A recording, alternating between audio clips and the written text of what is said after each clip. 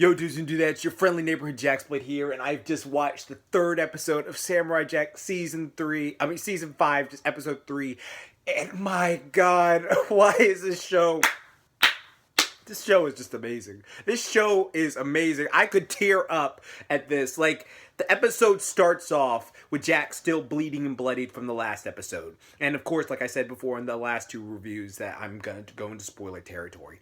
And he's bleeding, and he's going down this river bank, and you just see him dying of blood, and so much blood. Like, it's just incredible to me to think that if you are a kid who grew up watching Samurai Jack and now you've grown up and watching this, or you're a kid right now and you watch Samurai Jack, like, let's say on Boomerang or on Cartoon Network, and you're watching it now, that is absolutely insane to seeing the tone shift of blood.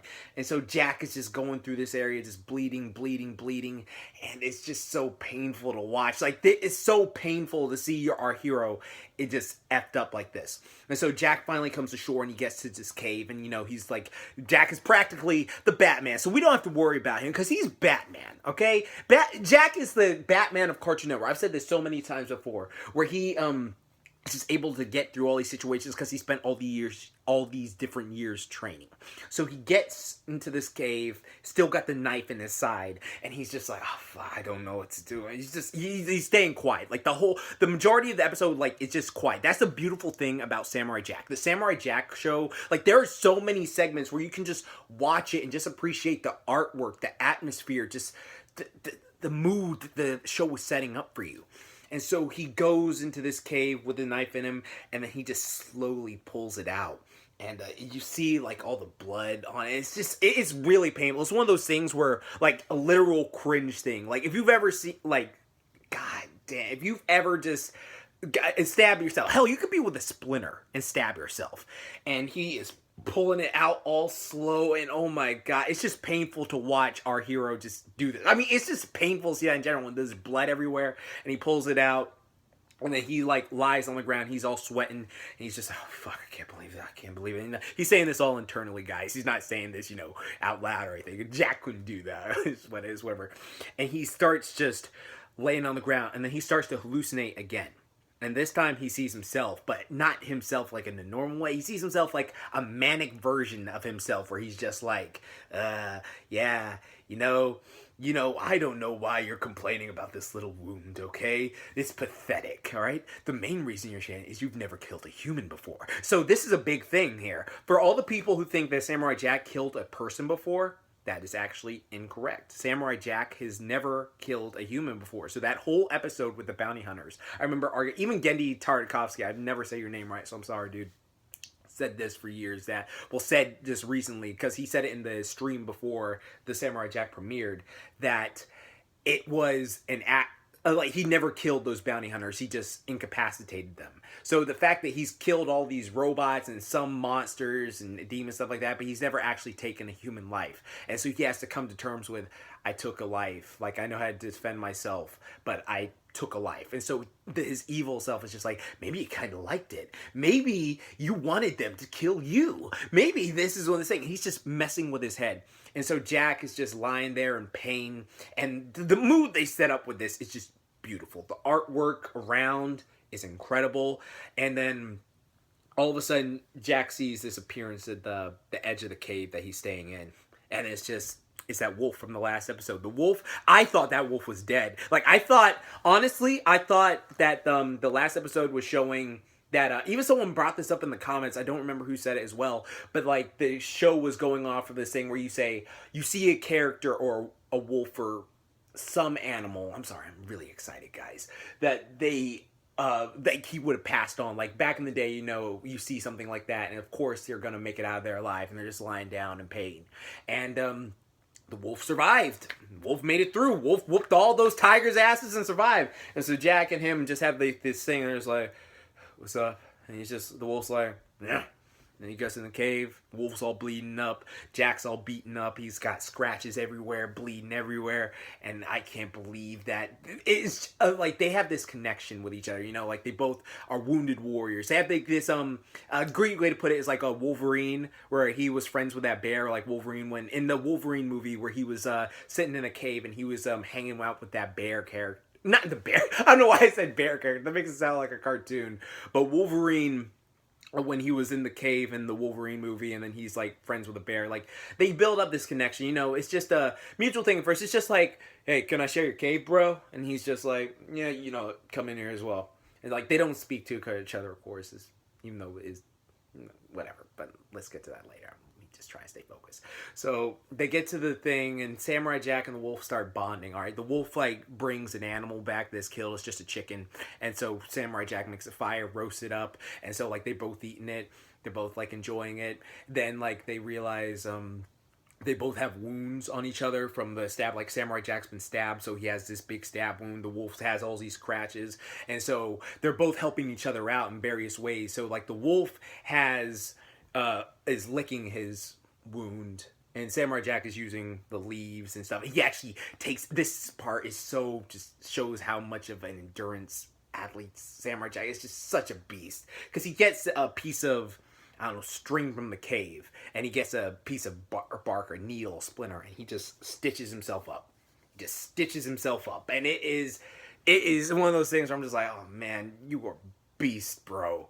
And him and the wolf, like, the wolf's, like, licking its wounds, and he goes out, and he tries to help the wolf, and the wolf's like, what the fuck are you doing? Like, there's this little funny scene where Samurai Jack's been using this stuff to help with his wounds, and the wolf, like, says, yeah, don't use that shit, let me lick it for you. And so he starts licking Samurai Jack's wound, and then there's this part where Samurai Jack says, okay, let me help you out, and then he, like, tries to pour this stuff on the wolf's wound, or he's just messing with it. It's like he's messing with the wolf. It's like they're bros at the point, and the wolf's just like, what the fuck you do that for, man? God damn, like, what'd you do that for? And he gets in his face. And it's really funny. It's just amusing to see their little relationship. And then it shows that they start developing this bond because Samurai Jack is cold. And it's winter time, so of course it's gonna get cold. But Samurai Jack is, you know, sitting in the cage freezing, but the wolf comes over. It doesn't show, but the wolf, like, comes over, and they're, like, you know, sleep together, and they have like the, you know, not in that way since there's gonna be weird fan art of that now, but like they sleep on each other. And then Samurai Jack has this dream or a flashback of when he was a little boy, and he saw like these people tried to rob his carriage. Like what happened was he was with his mother and his father, and there was this carriage, and these robbers tried to come and take it, and his father basically said the same line Jack said later on, where if you mess with me and my family, it's your ass. I don't care who you are, okay? You mess with me and my family, you're going down. And so they just go, oh, we don't care. So they attack him. And Jack's dad is a freaking beast. Like, you remember that Birth of Aku? Go watch the Birth of Aku if you haven't watched that already. It showed how much of a great warrior he was in that. But seeing him just go, take these guys down without second thought, he's like, I'm warning you right now. I do it. And that's what I love. I love heroes who get the job done. Like, that is my biggest pet peeve. I hate in shows when people say, if I kill you, I'm no better than you. Like, I understand if you have a moral gray ground. Like, if Batman does it, he'll completely snap, and then he'll become, like, a murderer. But I don't understand. I hate it when it's a situation where these people are going to end my life and tons of innocent people's life if I don't stop them. So I have to do everything in my power to put them down. And that's why I love that this was just a samurai way. And it's actually really graphic. Like, little Kid Jax gets blood on his face, and you see it, and it's just... I mean, it's a trauma. If you were a little kid in that situation, you'd be freaking traumatized. And so he goes. He has a flashback still, and his dad tells him a story like, you know, hey, you know, sometimes we have to own up to what we do.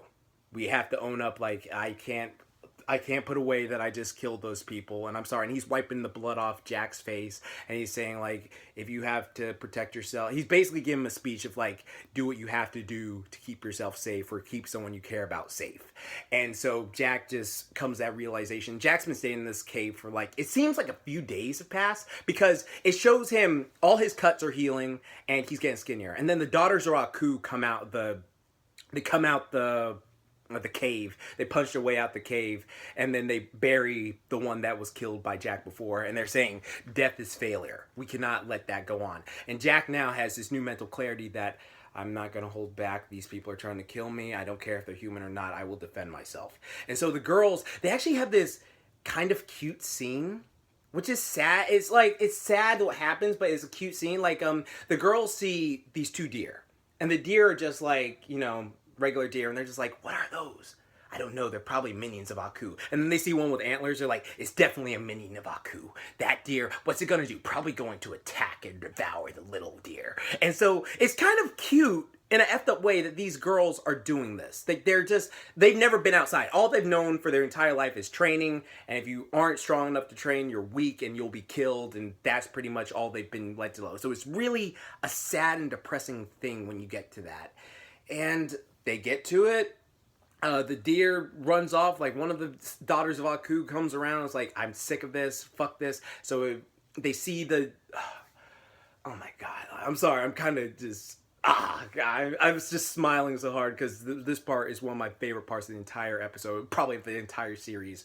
That, like, a daughter of Aku chases the deer off. And then you hear Jack's voice in the distance. And Jack's voice is saying, leave now or face your destiny. I do not wish to kill you, but I will defend myself. If you could come at me, then I will tell. And the daughters of Aku are just like, shut up. Our destiny is your death. So you're going to come down here and fight us, and we're going to just end you. And Jack's just like, all right, very well. Bam, bam, bam. He starts taking these guys out. He's like Rambo in the woods. All right, Jack, imagine this. Jack is practically turned into a woodland Rambo, just hunting people down. He pulls some Jason Voorhees shit. He comes out the freaking grass, stabs them through the stomach, and they're just like, oh, he's killing them left and right.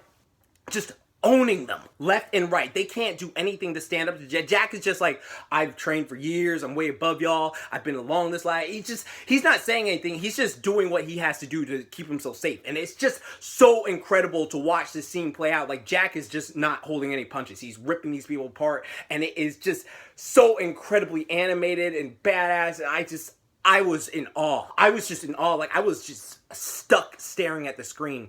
And so he finally gets down to the last three, and he gets to the edge of this cliff, and he's basically like, you know what, I'll just take you all in my hands, right?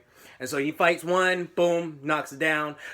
He pulls a Saitama, one punches this bitch off the freaking log, and she just dies instantaneously. And then he pulls this, the last one, the one that we all thought, I guess that ship just died then, didn't it? Because he freaking grabs the last one, Ashi.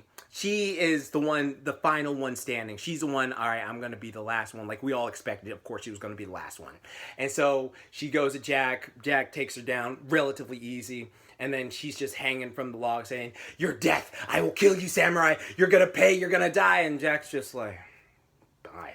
He just drops her. And he just drops her. And then all of a sudden you think the episode's over. All of a sudden, crack! The whole thing falls apart, and he falls along with it, and it was insane. Oh my God, it was a little cliffhanger. Like, I was on the edge of my bed. I was just like, dude, what the... Oh my God, I can't believe how raw this show is just getting. It gets better with every single episode. Gendy, you are fantastic. Oh my God, I cannot believe it. This show is just incredible, amazing. I cannot believe you have it. You like, literally, if you were not a fan of Samurai Jack, or you have not watched one episode, please watch this season. Like, you don't, I guess you really don't have to watch the old season. Just watch this. This is just brilliant storytelling, brilliant art, everything away, and I love this. I love this episode. I can't express how much I loved it fully enough. I cannot wait for next week's episode. Each episode has just been making me more and more hyped for the next one, and this episode was just brilliant. I loved it. Also, just gotta say, that was just incredible. Like, Jack is one of those guys that takes no shit. I loved it. I loved everything about it. I love this show. It's one of my favorite shows. This is not a show. This is art. I'm going to say that about Samurai Jack. Samurai Jack is not a show, it is art. Well, that's all I had to say about today's, episode, recap, review, whatever, reaction. But I had so much fun watching this episode, and I hope you guys enjoyed the review. Also, be sure to check out my man, Kwaman's Land Review, because he's going to upload to his channel, and I'll leave a link to his thing down below. But remember, like I always say, keep calm, booyah, don't forget, moment tie. And guys, just go watch Samurai Jack. I'm going to rewatch that episode right now. God, I'm so hyped.